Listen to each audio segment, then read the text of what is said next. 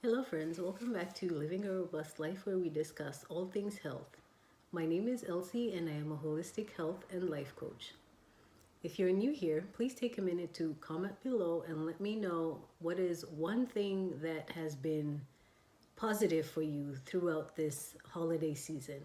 In the last few weeks, we've been discussing Stephen Covey's book, The 7 Habits of Highly Effective People. This week we are on habit 6 and we will also be wrapping up habit 7. The topic for habit 6 is synergize, while the topic for habit 7 is sharpening the saw.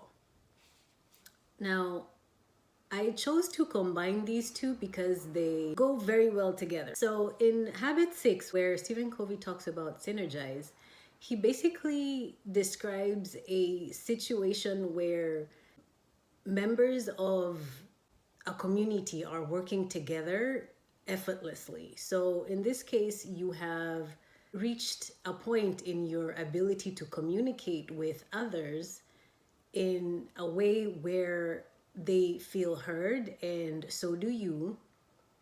You have listened empathically to whatever it is they have to say, and you have presented your version of what should be going on or what you think should be going on in a way that is both positive and encouraging for the conversation to continue. Now, as you continue to ebb and flow within synergy, the key is to make sure that both parties in the situation, whether it's an organization and there's, two different teams that are working together or individuals are working together, the idea is to reach a point where everything seems effortless because the work that was put in beforehand was geared towards reaching a win-win as well as maintaining empathic communication while the transaction is going on.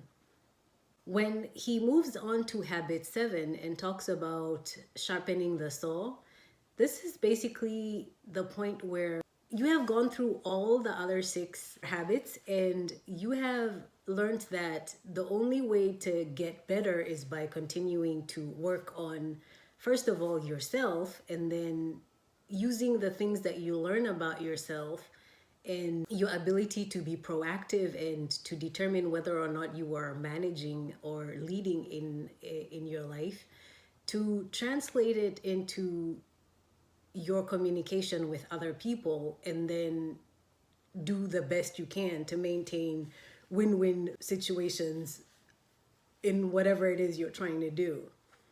Now, sharpening the saw basically means that you are not falling back into old habits and doing things the way you used to do them, but you're using your newfound knowledge in a way that actually benefits you as opposed to being detrimental to you and your relationships.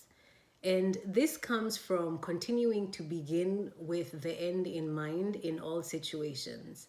And that was habit 1. When you have a clear idea of what your end goal is, then it is easier for you to continue to work on the things that you need to work on so that you can continue to have effective relationships.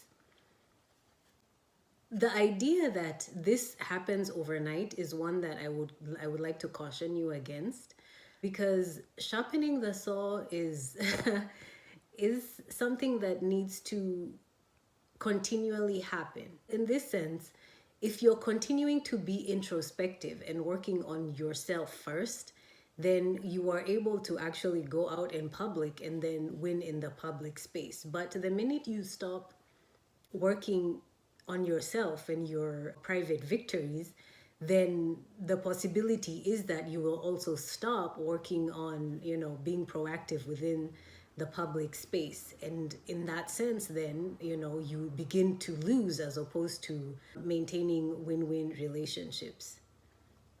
Now, at the end of the book, The 7 Habits of Highly Effective People, Stephen Covey illustrates what this looks like, achieving win-win in the long term and maintaining synergy and sharpening the saw by sharing a story that I would encourage you to read. If you haven't actually bought your copy of the 7 Habits of Highly Effective People or borrowed it from the library, if that is the route you would prefer to take, I encourage you to go ahead and do that, and feel free to come back and chime in on the conversation.